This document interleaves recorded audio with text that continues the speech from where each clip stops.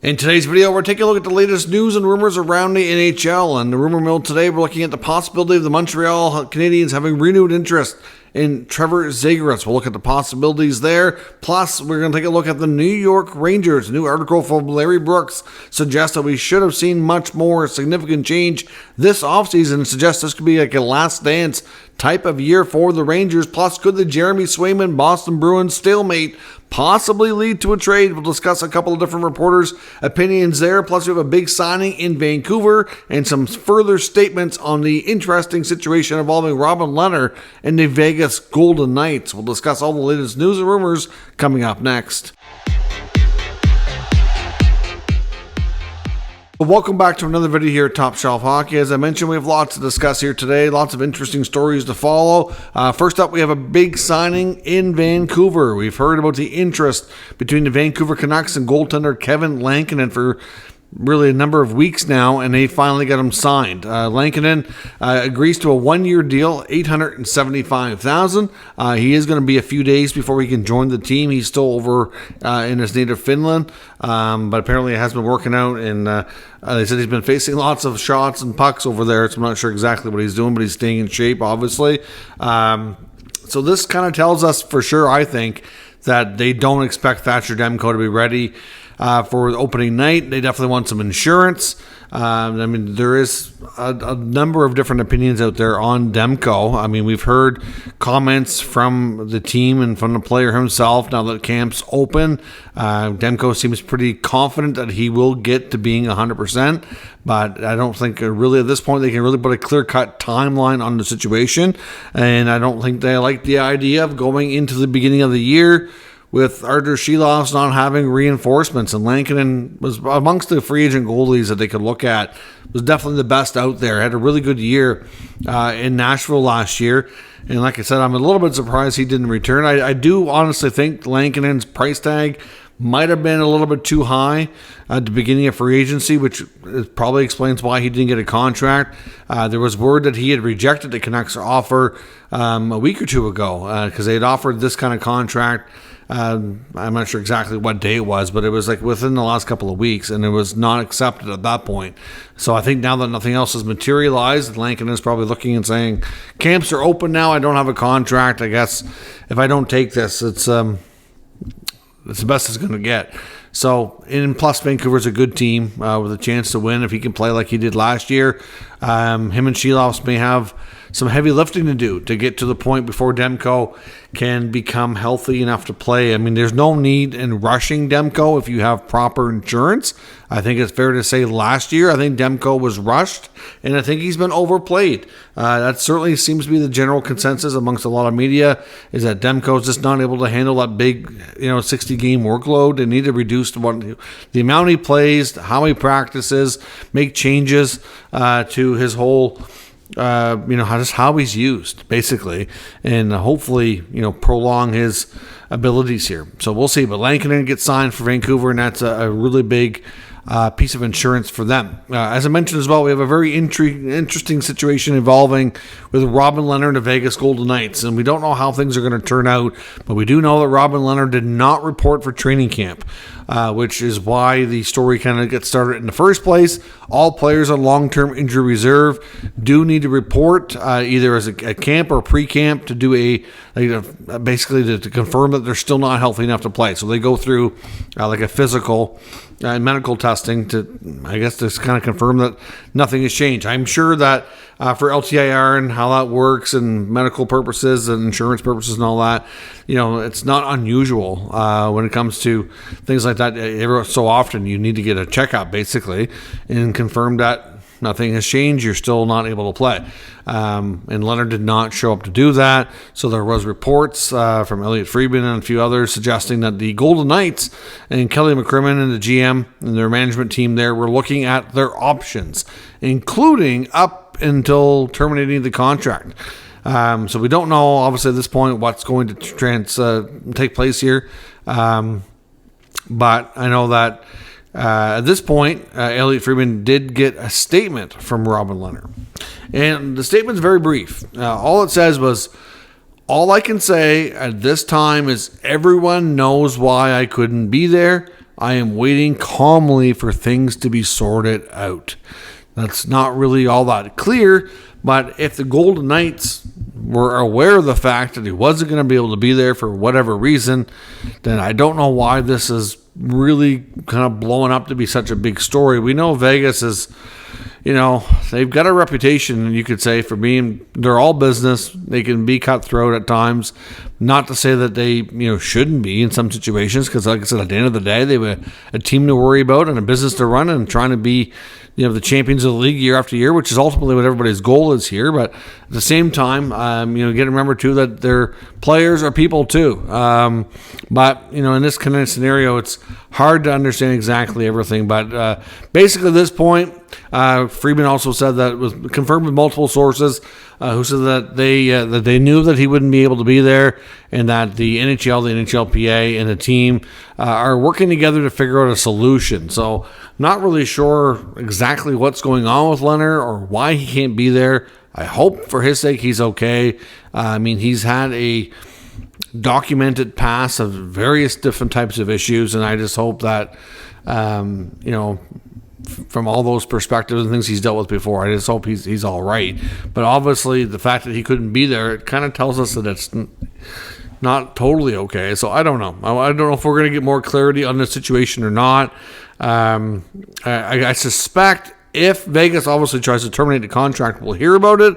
If not, maybe not. I don't know. I'm not sure, but definitely something that we're going to keep our ears kind of pressed to the ground here, trying to find out more information. It becomes available. Arthur Kaliyev in Los Angeles has had a really bad break, just like Ville Heinola in Winnipeg. The youngster, of course, wanted a trade, never got one, signed a one-year contract. Now, of course, Heinola didn't necessarily request a trade right now, but Kaliyev did. And Heinola, in the last 2 years, there was a point where I believe it was believed that Heinola would welcome a fresh start, although I don't know how much of a firm demand or whatever was said, or if it was officially a trade request or whatnot. Not talking about this year, but maybe a year or so ago. But of course, the last camp and then this camp, of course, he comes into camp, ends up with a serious injury, and now Kaliyev looks like he's going to be out long term. So Kaliyev's in a similar boat. Wanted a fresh start, wanted to change the scenery, wanted a trade. We're 2 days into camp or whatever, he takes a hit, and it sounds like it's going to be a longer term injury. He's going to possibly be looking at a recovery of multiple months. So obviously at this point, this was a pivotal year for him to come in, make the team at a camp, and obviously have a good start, ideally.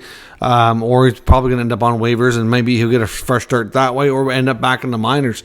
And this is not going to help matters at all. So Kaliyev looks like he sustained a fairly serious injury and could be missing several months. So we'll see where that goes, and we'll wait for further updates from the Los Angeles Kings. The Edmonton Oilers today announced some changes to their front office, especially in the scouting department. Warren Reichel, of course, former NHL player, longtime manager and coach as well, and junior, has become the director of pro scouting for the Edmonton Oilers. And Zach Kassian, the Kassassin, has returned to the Oilers organization, and he will begin working as a pro scout. So I believe how this is going to work, Reichel is based out of Ontario, and Kassian will be based out of Ontario as well, and is going to work under Reichel and kind of learn the ropes and kind of see how things work for him becoming a scout. They've also hired Dominic Zrim, who is one of the brains behind Cap Friendly. He's been hired to work in the hockey operations department as well. And in the rumor mill, a couple of things I want to look at. One, the New York Rangers. Larry Brooks of the New York Post describing this season by the New York Rangers and their core is kind of like a Last Dance type of scenario. Now, in this case as well, in this article, he goes on to say, this is not the original plans. The Rangers and Chris Drury had no intentions of kind of running it back, because really the main way the Rangers at this point, if you look at their roster, what they had for a team last year versus this year, is really not a lot of change. It's largely the same group, and the main way they're going to get better and hopefully be able to take another step would be from progress from their youth. Can Alexis Lafreniere find yet another gear? He had a much better season last year. Can he take it up another notch? Can Capo Caco hopefully find a gear like Lafreniere did? Can guys like Miller and Zach Jones continue to improve? Those are the ways that they're going to get better. Heat will be healthy and contribute. Would a player like Brennan Othman be able to step into this lineup? Will Cooley, it's basically that's what they're relying on. There's a youth to take a step forward in order for them to get better. But at the end of the day, it goes on to give a little bit more details on what kind of played out here with the Rangers and trying to trade captain Jacob Trouba, and basically confirms that the captain was definitely 100% going to be traded.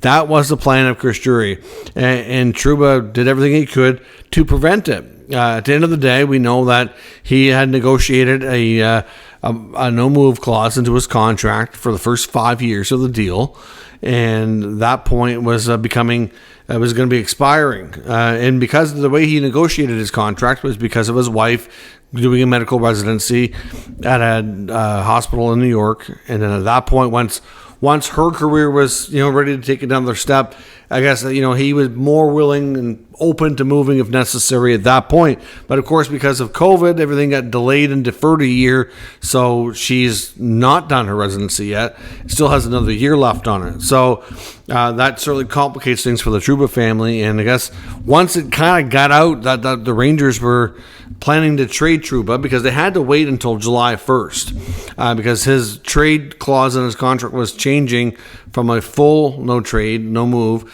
to modified. So there was going to be a number of teams that they could move him to without his consent. And it sounds like he got wind of it. And because of that, made sure he did his list to block the teams that he thought were going to be the most likely destinations, including Detroit, which would be like, he's a Michigan native, and he still didn't want to go to Detroit. It goes to show you that when he meant serious business, he went like he was not leaving his family behind. And as much as, if you think about this from a business perspective and then you look at it just from a human family perspective, I understand the Rangers fans were frustrated with Jacob Trouba, but, with the thought of having to leave for your job and not having a choice if you trade it, and then having your wife and child left behind and being separated, it's not a good feeling, and it's not something that really anybody should really want to do. And I can totally understand and respect why he's not okay with it. There was even, this article even confirms that there was even suggestions that if he was traded, that he may not report, and that he may not even just to say, screw it, I'm not going, which would have caused some big problems there. I mean, at that point, I would think financially he probably would have ended up having his contract terminated if you don't show up to honor your deal. But, at the end of the day, they had to wait for July 1. His list was submitted, and by that point, he already kind of had a wind of what was going down and did what he could to block it. So it makes sense now from Detroit's perspective. And these are all things we already kind of figured and kind of suggested that were the case, and this article just kind of reinforces the idea that Larry Brooks has now had time to confirm that these are definitely the case and truth here. But Detroit made some odd moves freeing up space and obviously went about things differently. I honestly think if they would make that Trouba trade, I'm not sure what would have went back to the Rangers. There was some that suggested at the time that it was going to be nothing. It was just going to be a pure cap dump. But I think, for example, they probably don't sign Vladimir Tarasenko in Detroit if this goes down. So their, blue line would have been a little bit more expensive, a little bit more stronger per se. But I mean, they moved Wallman for nothing. They moved Fabry for nothing, and it just looked like they were lining things up to make a big acquisition, and then it never really happened. So right now, if you look at the cap space that they got used up by signing Sider and Raymond, they don't really have anything left. But the main other more substantial move that they made in the offseason was signing Tarasenko, and that probably doesn't become a possibility if this trade seems reasonable to go down. But anyways, Brooks confirms that this is probably the last year for the scorer. Jacob Trouba himself even made comments to suggest that as well. That if you're looking at what last year, they wanted to shake things up and they just couldn't. Trouba blocking everything completely foiled their plans. They weren't going to ask Mika Zibanejad to waive his no move. Chris Kreider's contract had to change it with his clauses too. But again, it was going to be very limited, and they didn't really want to move him. So it was made it very, very difficult. So do expect this is almost a guarantee to be the last year of Jacob Trouba with the Rangers. Even if he plays better, barring a Stanley Cup win or a Stanley Cup Finals loss, or at the very least a conference finals appearance, I think that you're going to definitely see some Rangers trades. And they also suspected, Larry Brooks said that he figures that because of the limited ability that Drury had in the offseason, that he's going to probably try to do most of his work with the trade deadline. So look for the Rangers to have a good regular season. I really think they will be a strong team in the top 3 in their division and be heading for the playoffs again. Expect Chris Drury to be busy at the deadline. And then next offseason, barring like some miraculous run, look for guys like Trouba and or at the very least, if not another core member, to be moved if they don't get the job done here. Some more heavy lifting will be done if they're able to do it then. And can Jeremy Swayman, will that situation lead to a trade? We have a standoff right now between the two sides.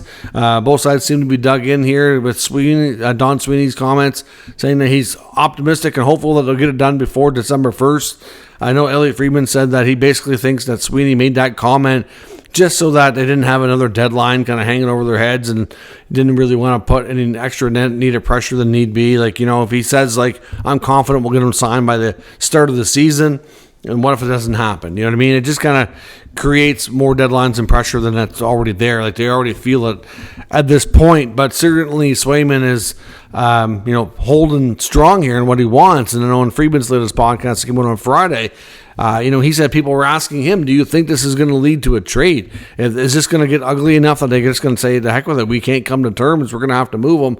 And he said he doesn't think that's the case, that Boston doesn't really want to go there, and that at this point, at the very least, that it's not something that they really want to do.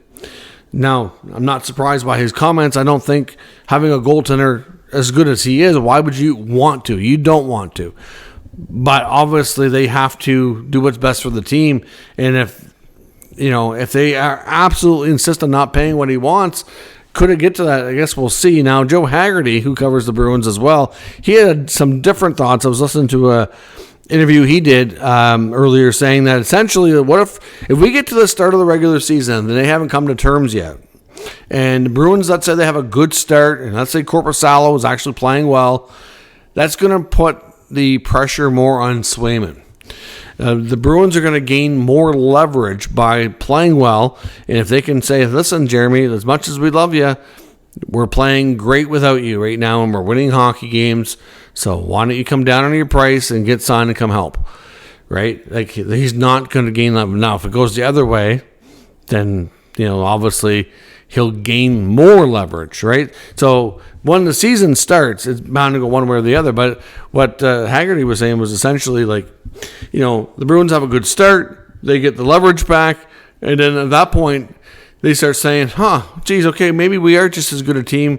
Maybe we should consider moving them and get what we want for value. And he also kind of went on to comment about how he feels that Swayman's been kind of a whiny player and crying about the fact of how things went last year in arbitration. And you know what? If you've been through arbitration, I've heard a lot of players complain about that process. Essentially, you're basically in front of it feels like you're in court basically, and the other side, which is your employer, is arguing why they should pay you less money, and they're picking at all your little faults and everything that they don't like about you, as compared to bragging you up and saying how good you are. So, yeah, I can imagine that's damaging, and it's not good for the relationship. And ultimately, I'm surprised they let it get to that point last year, because I've said it before, and I've researched this, because we don't get a lot of ARB cases, that in most ARB cases, the player and the team relationship is never the same, and a very high percentage of those cases, within 1 or 2 years, the player's not in the organization anymore because of the relationship sours. So I hope for their sake that it doesn't get to that, and if they get to a long-term deal done, then they won't have to worry about this anymore. But considering how long they've been negotiating, he gained all the leverage when they traded Linus Ullmark. I understand why they felt like they had to pull the trigger on Ullmark, because his trade protection and clauses in his contract were going to be changing on July 1. They knew they could move him to Ottawa, and Ottawa was obviously super hot and horny to get him. And, clearly, some people don't like the return package, and I can understand why. But at the same time, they felt like they needed to do that. And in return, I think that they gave Swayman the leverage, and at this point, he doesn't want to back down. He wants to make sure that not only does he get what's fair for himself, but doesn't want the other goalies in the NHL to end up taking less money and suffering financially because of him, kind of caving in, right? So you kind of have to set the market, so to speak. And I'm sure the other goalies, they're watching this and see how it's going to play out. So I guess there's a mixed bag of feelings out there on whether or not the Swayman scenario could lead to a trade. I think it's a little early for that yet. The only scenario I think Haggerty's partially right, that if we get to the beginning of the season and the Bruins have a really good start, then it kind of the pressure and the leverage swings the other way, and then maybe if he's not backing down, they do look at it.